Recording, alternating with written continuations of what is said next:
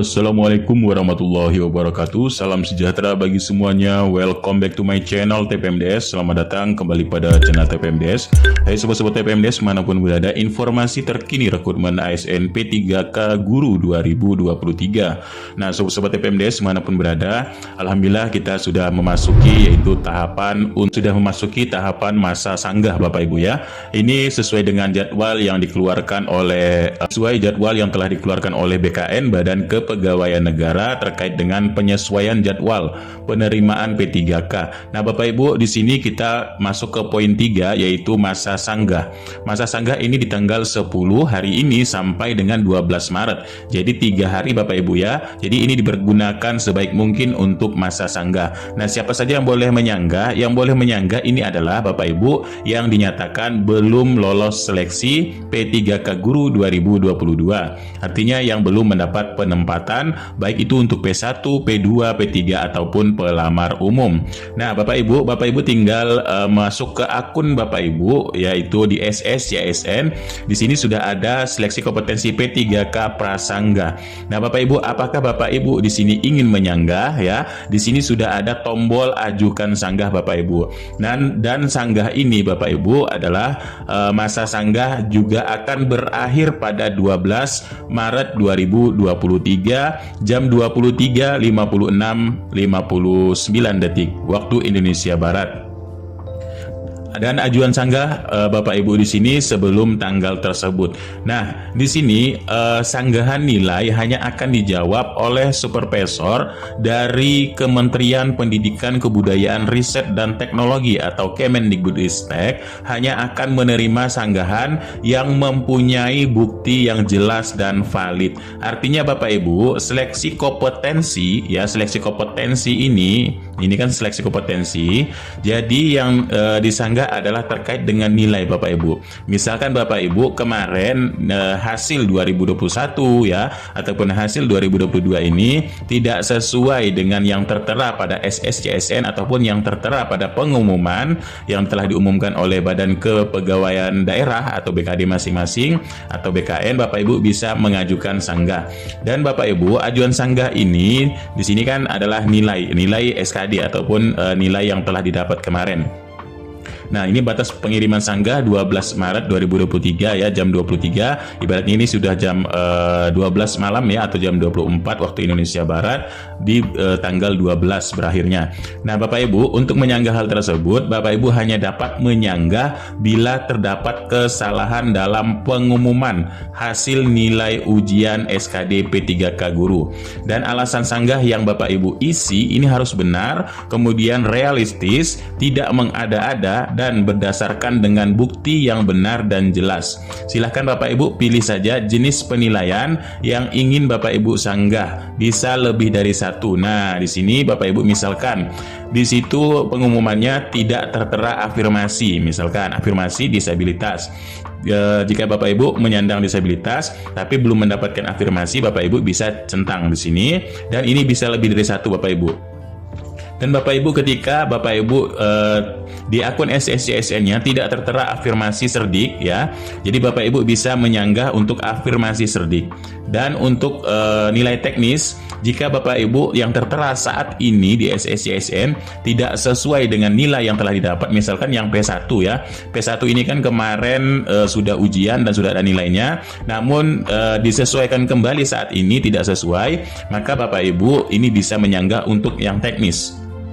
Dan kemudian untuk nilai sosiokultural atau manajerial, begitu juga Bapak Ibu ya. Dan nilai ujian wawancara serta nilai ujian total, setelah ditotalkan semua ternyata di sini tidak cocok, jadi Bapak Ibu bisa menyanggah. Dan Bapak Ibu bisa menyanggah lebih dari satu, misalkan terkendala pada nilai ujian teknis dan nilai totalnya. Nah, di sini 2. Jadi Bapak Ibu bisa mengisikan alasan sanggah Bapak Ibu maksimal 255 karakter, tuliskan saja di sini, dan sesuai realistis ya dengan hasil yang telah didapat Bapak Ibu. Kalau kemarin memang didapatnya sesuai dan sekarang ini berbeda, maka Bapak Ibu sila isikan saja di sini alasan sanggah Bapak Ibu ya. Nah, di sini untuk memaksimalkan dari jika ada kesalahan dari panitia dalam memasukkan nilai-nilai Bapak Ibu untuk seleksi kompetensi pada P3K guru Bapak Ibu.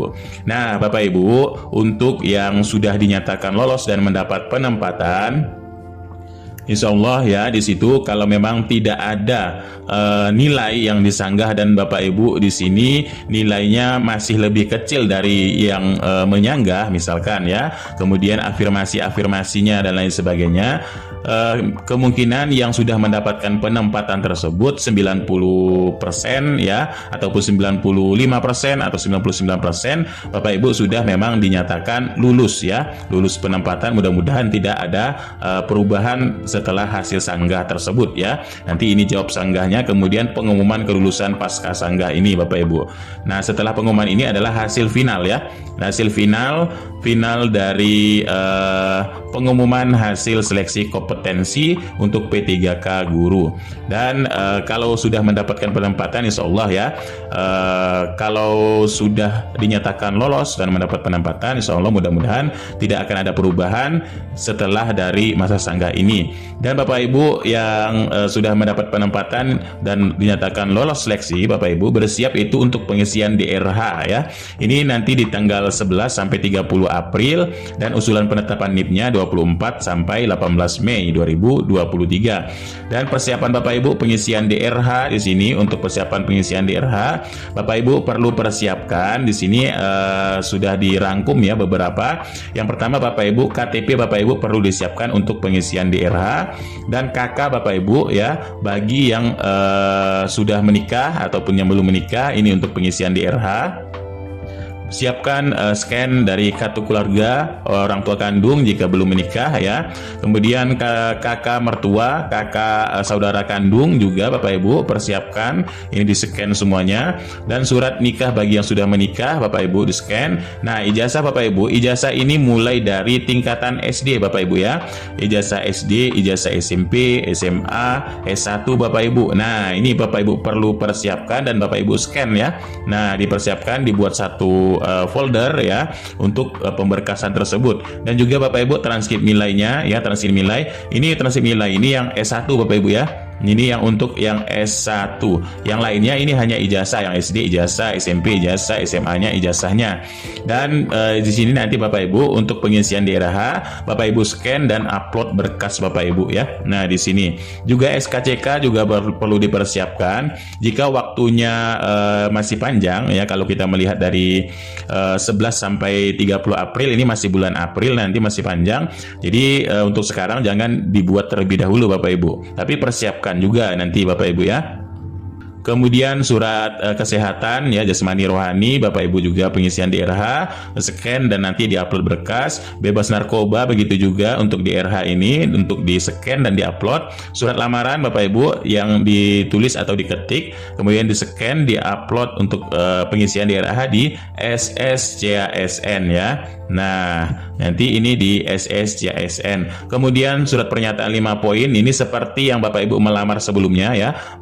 Pernyataan 5 poin sudah ada format pernyataan 5 poin yang 5 poin tersebut ya. Ini sudah ada formatnya, tinggal Bapak Ibu ketik ataupun tulis ya. Di sini diketik saja Bapak Ibu, kemudian di-scan dan di-upload.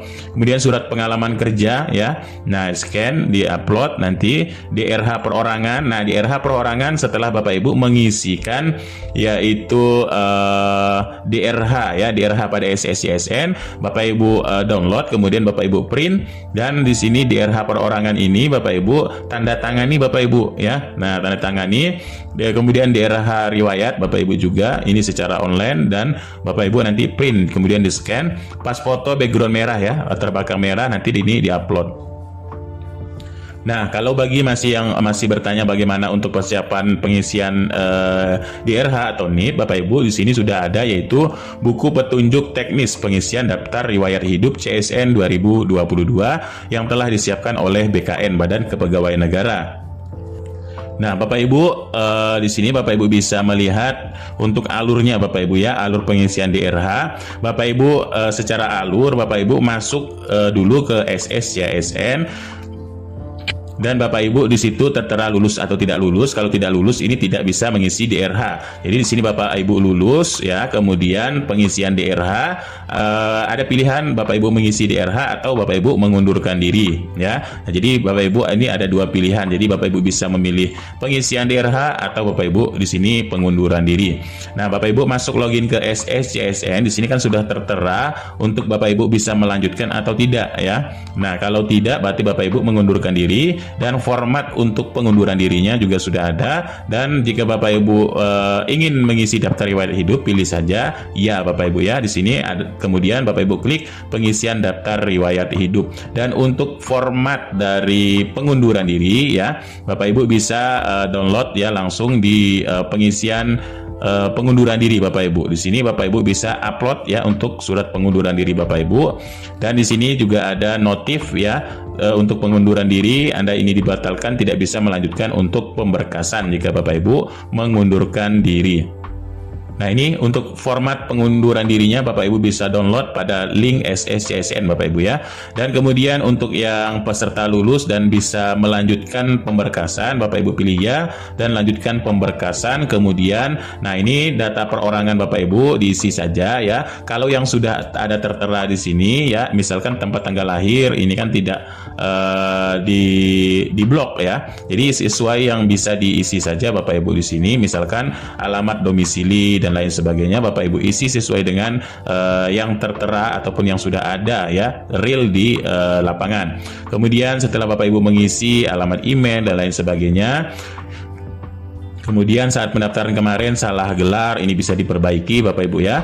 Dan Bapak Ibu menyisakan kode CAPTA, Bapak Ibu bisa melanjutkan untuk yaitu pendidikan ya, masuk ke pendidikan dan lain sebagainya. Di sini untuk kolom hobi ya, hobi ini bisa Bapak Ibu pilih saja untuk hobi ya. Keterangan untuk hobi ini hanya satu Bapak Ibu. Dan ini riwayat pendidikan Bapak Ibu isi mulai dari SD ya, SMP, SMA serta sarjana Bapak Ibu. Ini S1-nya ya, ini SLTP-nya, kemudian SD-nya. Kalau ada tambahan kursus Bapak Ibu bisa isi saja. Di sini jenis kursusnya apa ya. Dan riwayat pekerjaan Bapak Ibu diisi saja jika ada pekerjaan. Ya, kalau guru ya tetap di sini riwayat pekerjaannya guru ya Bapak Ibu. Nah, riwayat prestasi, penghargaan dan lain sebagainya Bapak Ibu bisa menyesuaikan saja. Dan Bapak Ibu bisa mendownload untuk petunjuk pengisian DRH ini sudah kami siapkan di link deskripsi di bawah ini. Bapak Ibu bisa download saja, menyesuaikan untuk pengisian DRH Bapak Ibu ya. Nah, setelah itu, setelah Bapak Ibu mengisi DRH, di sini Bapak Ibu akhiri proses pengisian DRH ya, kemudian resume, dan Bapak Ibu setelah itu Bapak Ibu cetak. Nah, mencetaknya di sini Bapak Ibu ada yang perorangan, ada yang untuk daftar DRH riwayat ya. Nah, kalau guru Bapak Ibu, ini Bapak Ibu cetak saja DRH perorangan dan DRH riwayat. Nah, ini seperti ini Bapak Ibu, daftar riwayat hidup. Nah, untuk nama ya, nama yang kosong ini Bapak Ibu tulis tangan menggunakan bolpen ya. Nah, di sini yang ada tanda ininya, artinya Bapak Ibu tuliskan saja nama di sini. Kemudian tempat tanggal lahir tuliskan saja di sini ya. Kemudian tanggal lahir ini dituliskan saja di sini pakai tulis tangan. Yang lainnya ini sudah diisi tadi ya. Nah, ini tidak perlu lagi. Dan di sini yang lainnya tidak perlu, Bapak Ibu tinggal saja tanda tangani ya, bermaterai ya. Nah, ini Bapak Ibu tanda tangani bermaterai, Bapak Ibu print ya, kemudian Bapak Ibu scan kembali untuk pengunggahan pengisian, yaitu untuk daftar riwayat hidup perorangan dan daftar riwayat hidup atau DRH untuk yang riwayat. Nah, itulah untuk sedikit informasinya tindak lanjut dari setelah pasca pengumuman ya, pengumuman hasil seleksi dan di sini masa sanggah serta yaitu pengisian DRH untuk penetapan NIP Bapak Ibu. Nah, itulah sedikit informasinya, mudah-mudahan ini sedikit bermanfaat. Kurang lebihnya mohon maaf, billahi taufiq wal hidayah. Wassalamualaikum warahmatullahi wabarakatuh. Salam sejahtera bagi semuanya untuk sobat-sobat TPMDS manapun berada.